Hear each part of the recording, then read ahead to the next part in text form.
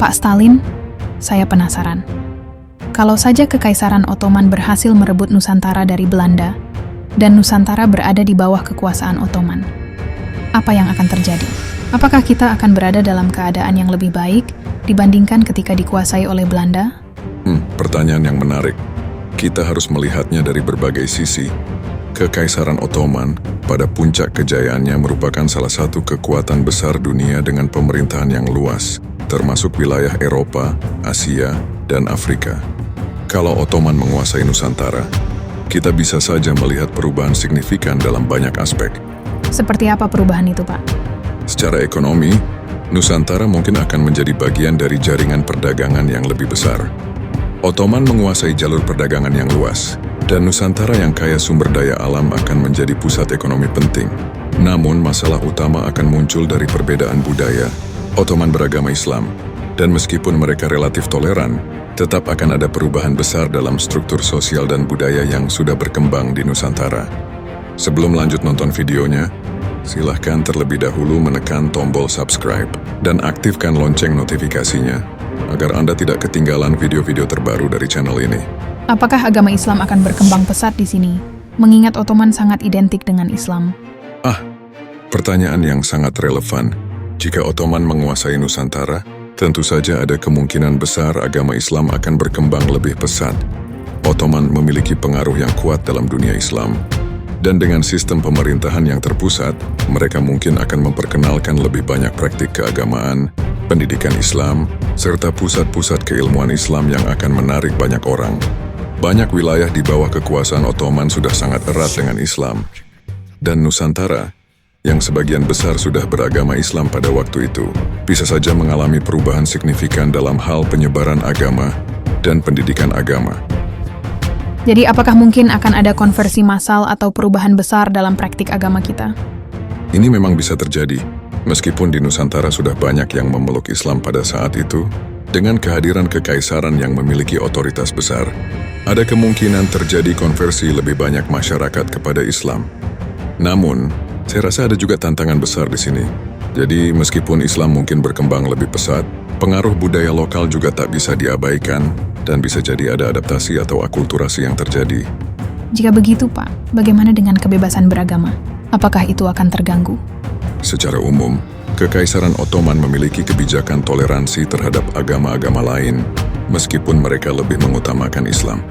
Tetapi, di bawah pemerintahan Ottoman, agama-agama non-Islam seperti Kristen dan Yahudi masih dihormati dan diberikan kebebasan terbatas untuk menjalankan ibadah mereka.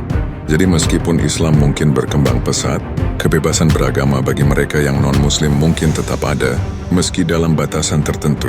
Namun tentu saja, ada kemungkinan akan terjadi tekanan atau perubahan sosial di beberapa tempat, tergantung pada kebijakan lokal yang diterapkan oleh penguasa Ottoman di Nusantara.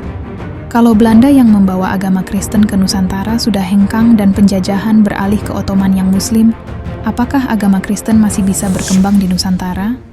Pertanyaan menarik. Perkembangan agama Kristen di Nusantara mungkin akan melambat dibandingkan di bawah Belanda, sebab Ottoman adalah kekuatan Islam yang cenderung mendukung penyebaran agama mereka sendiri. Namun, kita tidak bisa mengabaikan pengaruh agama Kristen yang sudah tertanam di beberapa wilayah, seperti di Maluku dan sebagian Sulawesi. Warisan Belanda itu tidak akan hilang begitu saja kalau Ottoman mengadopsi pendekatan yang toleran seperti yang sering mereka lakukan di wilayah lain. Mereka mungkin tidak akan menghapus agama Kristen. Sebaliknya, Kristen tetap bisa berkembang di komunitas-komunitas yang sudah mapan, meski tanpa dukungan besar dari pemerintah Ottoman. Tapi, Islam sebagai agama mayoritas mungkin akan lebih dominan dalam pemerintahan dan budaya. Jadi, Kristen mungkin tidak hilang, tetapi pertumbuhannya akan sangat terbatas. Lalu, apa dampak jangka panjangnya bagi Nusantara jika Ottoman yang memerintah? Pada akhirnya, dampak jangka panjangnya akan bergantung pada kemampuan Nusantara untuk beradaptasi dengan sistem pemerintahan baru.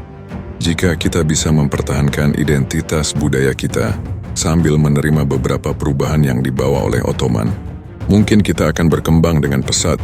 Namun jika perbedaan besar dalam gaya hidup dan agama sulit untuk dijembatani, ada kemungkinan kita akan menghadapi ketegangan dalam masyarakat. Namun seperti yang saya katakan sebelumnya, Sejarah selalu memberikan pelajaran berharga tentang bagaimana menghadapi tantangan. Ada kemungkinan budaya lokal kita akan tergerus, kan? Iya, bisa jadi begitu. Ottoman memiliki tradisi Islam yang sangat kuat, dan meskipun mereka lebih terbuka dibandingkan penjajahan Eropa, tentu ada pengaruh besar dalam hal budaya dan sistem pemerintahan. Kita bisa saja melihat perubahan dalam cara hidup, bahasa dan adat istiadat. Namun, mungkin juga ada keuntungan seperti penguatan infrastruktur dan hubungan dengan dunia Islam. Apakah Nusantara akan lebih baik dari masa penjajahan Belanda? Sulit untuk berkata pasti. Belanda membawa industri dan sistem administrasi yang sangat terstruktur ke Nusantara, tetapi mereka juga mengeksploitasi sumber daya alam kita. Ottoman mungkin akan lebih fokus pada kontrol politik dan agama, tetapi mereka juga mungkin lebih memperhatikan kesejahteraan rakyat, mengingat kebijakan mereka yang lebih adaptif terhadap berbagai budaya. Namun, masih ada risiko kesulitan dalam integrasi dengan kekaisaran yang jauh berbeda. Tapi, apakah ekonomi kita akan lebih berkembang di bawah kekaisaran Ottoman? Potensi ekonominya tentu ada. Ottoman memiliki jaringan perdagangan yang luas, dan Nusantara bisa menjadi pintu gerbang antara Timur Tengah dan Asia Tenggara. Tetapi, perbedaan dalam gaya pemerintahan dan struktur ekonomi bisa mempengaruhi pertumbuhan jangka panjang. Akan ada ketegangan antara kepentingan lokal dan kebijakan kekaisaran. Jadi meskipun ada kemungkinan keuntungan, ada juga tantangan besar? Benar sekali.